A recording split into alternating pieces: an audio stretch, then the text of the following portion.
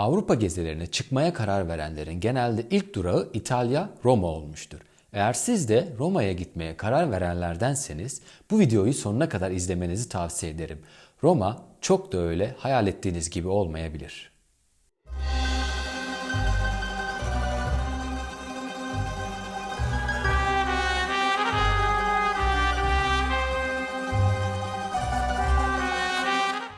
Roma'ya tabii ki en önemli tarihi eserlerden biri olan Kolezyum'u görmek için gidiyoruz. Yıllar önce Gladiator filminden Russell Crowe'un canlandırdığı Maximus karakteriyle tanıdığımız Kolezyum, Gladyatörler Arenası, Roma'nın şu anda ikonik simgesi haline gelmiştir.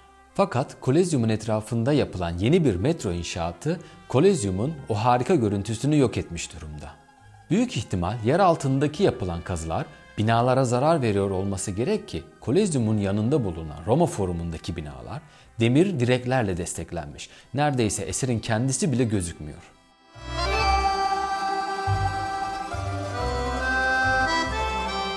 Özellikle yaz aylarında zirveye varan turist sayısı Roma'da gezmek istediğiniz ya da ziyaret etmek istediğiniz önemli yerleri çekilmez hale getiriyor. Yapının kendisiyle poz vermek istediğinizde yalnız kalmanızın imkanı yok. Eğer içine de girmek isterseniz bu sefer dakikalarca sıra bekleyeceksiniz. Özellikle Kolezyum'a. Burada belirtmem gerekir, Kolezyum'a girmek için artık biletinizi sadece internetten alabiliyorsunuz.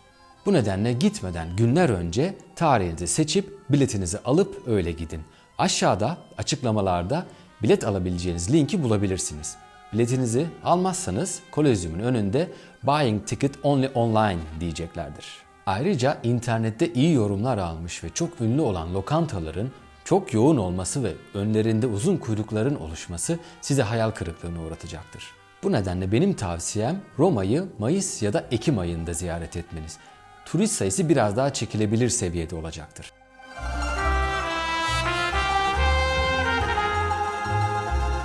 Çoğunlukla yaptığımız tatiller o Instagram'da gördüğümüz muazzam fotoğraflarla başlar. Biz de oraya gidip o fotoğraflarda gördüğümüz harika yerin fotoğraflarını çekmek isteriz. Roma'nın Trastevere bölgesinde internette gördüğüm şu yeri dakikalarca arayarak önünde olduğumu fark etmeden geçip durmuşum.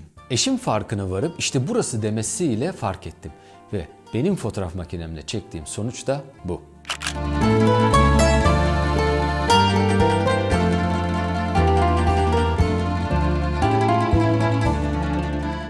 Geldim, gördüm ve gözlerime inanamıyorum. Caddeler, sokaklar, tarihi eserlerin etrafı kağıt, çer, çöp. Çöp kovaları ağzına kadar dolu ve etrafında bir dağ yığını. Günlerce çöpler toplanmıyor.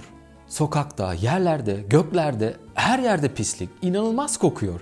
Ya aklımdaki tek soru neden? Neden bu kadar pis? İtalya'yı ve Roma'yı tanıyan biri bana söyleyebilir mi? Roma hep mi böyle pisti yoksa ben mi yanılıyorum?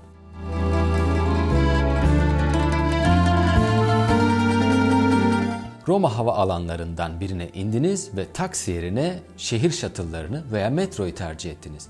Yolunuz kesinlikle Roma'nın kalbinde bulunan Termini'den kesinlikle geçecektir. Eğer gece geç ya da sabahın erken vakitlerinde Termini istasyonundan geçerseniz istasyonun etrafında yatan evsizler yüreğinizi parçalayacaktır. Büyük ihtimal evsizlerin çoğunluğunu mülteciler oluşturuyor ve bir ümitle iltica ettikleri ülkede bu duruma düşmeleri çok üzücü.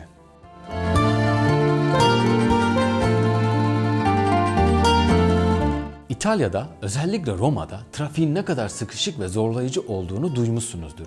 Üstüne bir de araba kiralama şirketlerinin yüksek özellikteki dolandırıcılık kapasiteleri bu nedenledir ki hiçbir zaman Roma'da araba kullanmaya yeltenmemişimdir. Roma'da şehir içinde bir yerden bir yere araçla seyahat etmek tam bir eziyet. Diyelim ki araç kiraladınız, bu sefer de aracı park etme problemi olacaktır. Diyelim ki park yeri buldunuz, bu sefer de park ettiğiniz yerde ceza yeme ihtimaliniz çok yüksek. Roma'da ya da Roma'ya gitmeden önce online satın alabileceğiniz Roma Pass diye bir bilet çeşidi var ve fiyatı 2 gün için 32, 3 gün için 52 euro. Bu bilet belirtilen süre içinde sınırsızca metro, otobüs ve tramvayı kullanmanızı, aynı süreler içinde de bir ya da iki müzeyi ücretsiz ziyaret edebilmenizi sağlıyor.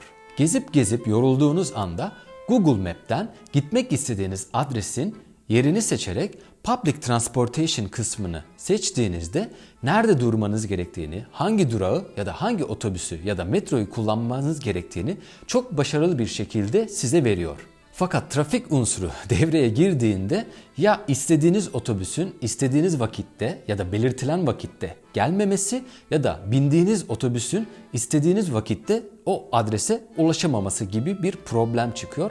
Bu unsuru da unutmayın derim. Bu videoda Roma'nın sizi sırtınızdan bıçaklayacak 6 hayal kırıcı gerçeğiyle yüzleşmiş olduk. Siz Roma'ya planınızı yaparken bunları göz ardı etmeyin. Bu videoyu izlediğiniz için teşekkür ederim ve bir sonraki videolarda buluşmak dileğiyle sağlıcakla kalın, hoşça kalın.